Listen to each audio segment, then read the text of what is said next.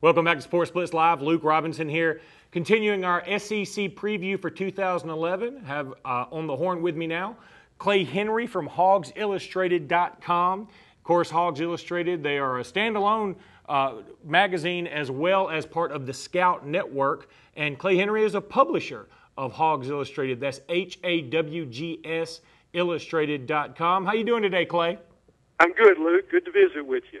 Thank you for being with us. We certainly do appreciate it. It's going to be an exciting year in the SEC in 2011, and Arkansas made a ton of waves last year. Of course, they end up going to the Sugar Bowl, and yeah, they lose to Ohio State, but I thought they put up a great fight, and I'm glad to see Arkansas making those strides, and I expect big things again from them this year.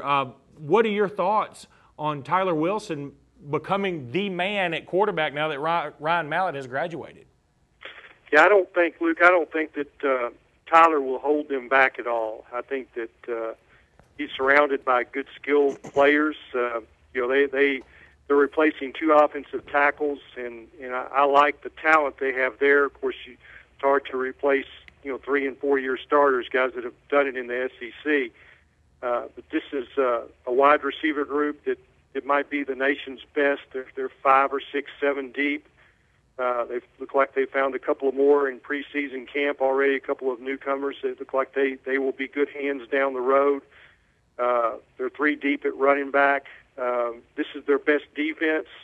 All the key ingredients are back in the special teams. Dennis Johnson, who is one of the SEC's best kick returner, comes back after he went down with an injury after 2 games last year. And I think everybody remembers in Florida the way he played at Florida 2 years ago, and they didn't have that last year, and they get Dennis back. They're probably 2 or 3 deep in the defensive front. I thought their one weakness was at linebacker, and 2 junior college players have really stepped to the front in the first week of fall camp. Remember the name, people in Florida will remember Alonzo Highsmith. What looks like his son is going to start at outside linebacker for Arkansas, and he's jumped into the lineup immediately. Another junior college transfer, middle linebacker, is pushing Jerry Franklin, who's a team captain, Robert Atiga from Snow Junior College in West Valley, Utah. And I think that what they've done in last year's recruiting class, Jason Peacock, a junior college transfer, an offensive tackle who's 6'5", 330, and has great quickness, unbelievable size and strength.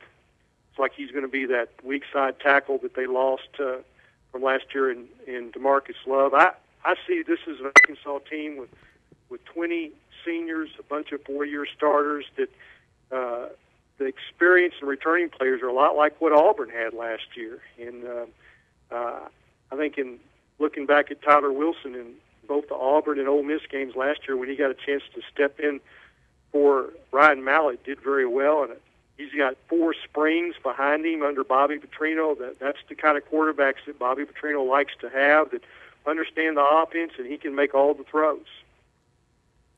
Well, something else Arkansas has is Bobby Petrino, an offensive genius, no doubt. And here's the other thing they have. You talk about SEC running backs. You have Trent Richardson. You have Marcus Lattimore, Brandon Bolden at Ole Miss. LSU is stacked at running back. Isaiah Crowell, some people are talking about him at Georgia. Jeff Demps at Florida. The SEC is loaded in terms of running backs. But is Niall Davis the best of the bunch? Well, he really was over the last 6 games of last season. They ran the offense through him. Now, what I will say about Niall Davis is that with the passing game that Arkansas had, you had 2 safeties playing deep. And if you can't play your safeties in the running game, that means you're going to outnumber the defensive front with your blockers. And Arkansas seemed to have an advantage in the running game the last 6 games when Niall averaged about 160 yards a game. He experimented a little bit in the spring, added a little weight. I didn't think he was as good in the spring. In fact, I thought the best running back on campus was Ronnie Wingo, who at 6'3", 230, has been more of a pass receiving threat than a running threat. Scored a bunch of touchdowns. Arkansas got him in mismatches because he's a track guy. But he ran heavy in the spring, which he had it done. In other words, I'm talking about moving the pile, running downhill. and now went back to his playing weight of last year. He was just a little heavy. I think that the push that Ronnie Wingo made really, made Nile buckle down in the off season. He was Nile was at 230 in the spring, came back in the fall. He's at 224, and it looks like he has the quickness and the burst that you saw down the stretch last year. But I think with Dennis Johnson, Nile Davis, and Ronnie Wingo, Arkansas really looks good. And the kind of the guy that's turning heads in fall camp is a true freshman from Missouri that was the top running back in the state of Missouri. And Arkansas, with Cody Walker in camp, looks like they've got that big running threat that they fancied. Petrino really likes to have the big back, and they lost Broderick Green in the spring, and they've added Cody Walker this fall, and I think Arkansas could be, real deep at that position. No offense to New Mexico and Troy and whoever the other team is Arkansas starts out with, but you open up with 3 gimme games, and then you travel to Alabama. Then you have A&M. I think they play that game in Dallas. You have Auburn at home, at Ole Miss, at Vanderbilt, and then South Carolina at home to sort of end that stretch. That's a pretty brutal stretch of games right there. Yeah, they play 6 games, and then October 15th is the open date, and I think that open date really comes at a good time. I think their season is brutal on the surface, but if you look at it, with that open date, there's some time to kind of catch your breath, after Auburn, and I think that it shapes up good. I think one of the you have a hard time saying a game is critical outside of conference, but I think the game in Dallas Cowboys Stadium in Arlington with Texas A&M is a big game, and I don't think that the Alabama game is a must-win. I think the Texas A&M game is for the conference and for Arkansas. And I think if Arkansas wins the Texas A&M game, that they're going to have a 10-win season, possibly an 11-win season. When you go to Alabama and to LSU, those are 2 tough ones. But I think that this is a season, and people in Arkansas have been waiting for it for quite some time. But this is a season that when you look at every game on the schedule, it's winnable. And I'm not saying Arkansas is going undefeated, but I'm saying that they have a chance to win every game on their schedule. I think they can win at LSU. They've proven that in the past.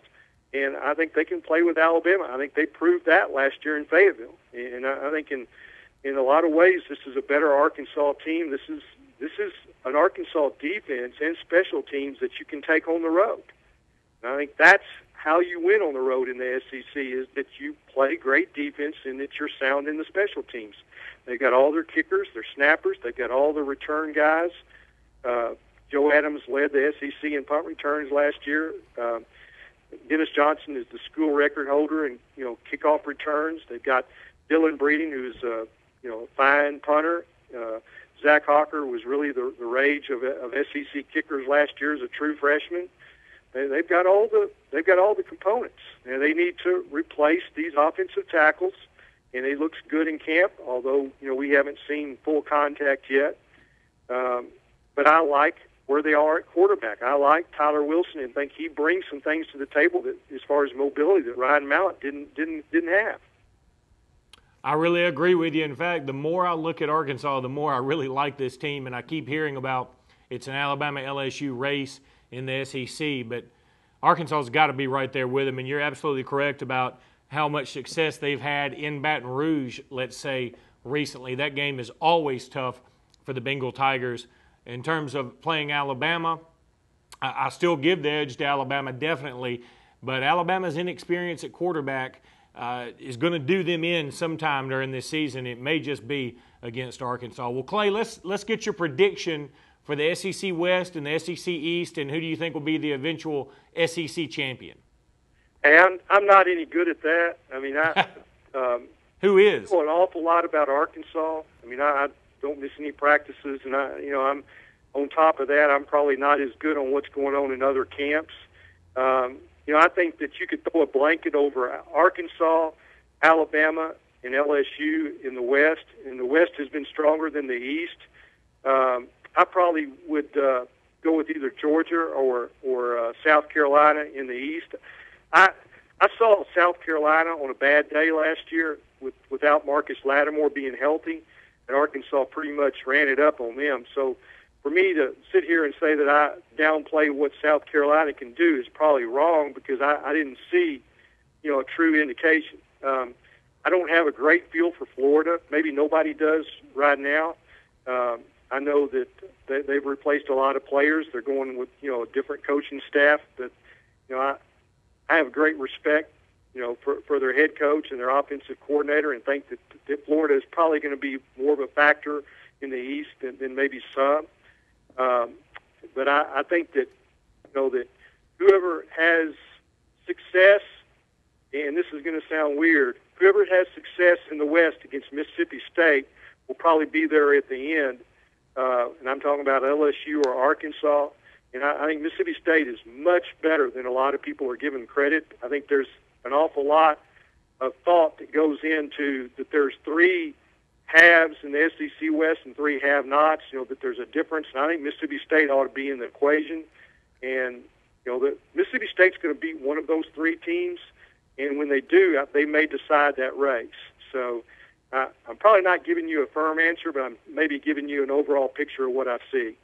Now, Clay, I think that's just fine. I think you're absolutely right. And you know what? I'm high on Mississippi State myself. I think that they get LSU at home on a Thursday. They get Alabama at home after Alabama takes on LSU in what is sure to be a big SEC West game. I think that Mississippi State is definitely going to make some noise in the SEC West. If they don't win it, they will definitely be a part of the decision as to who wins it. So I think it's going to be a great year in the SEC. I can't wait for it. I'm sure you're the same way. I know it's got to be hot in Arkansas too, so I'm sure you've had about all the practice you can stand and you're ready for a real game, aren't you? Yeah, this is the fun time of year. I'm not going to we waited for football season, and I'll take preseason practice right now after having a summer of no practices. So, Luke, it's fun in Fayetteville right now, and I'm an old guy, and I remember Arkansas in the 60s and 70s with Frank Broyles and Lou Holtz, and I think it's fun to be back and be considered in the national scene and, thought of as a contender in the SEC. It's been 20 years where Arkansas may not have figured in that equation since the 88-89 seasons when they were back-to-back Cotton Bowls. But I think with Bobby Petrino, we've got a lot to look forward to at Arkansas right now. Well, good luck to the Hogs this year, Clay. We'll be keeping an eye on you for sure, and we do appreciate your being with us this afternoon. Thank you, Luke. Enjoyed it. That was Clay Henry from HogsIllustrated.com. We certainly do appreciate his being with us this afternoon. Certainly, the Hogs are going to be a team to keep an eye on. Alabama and Auburn definitely play Arkansas this year, and it's just going to be some wild and woolly games in the SEC again. This is Luke Robinson for Sports Blitz Live. We'll be back in just a minute.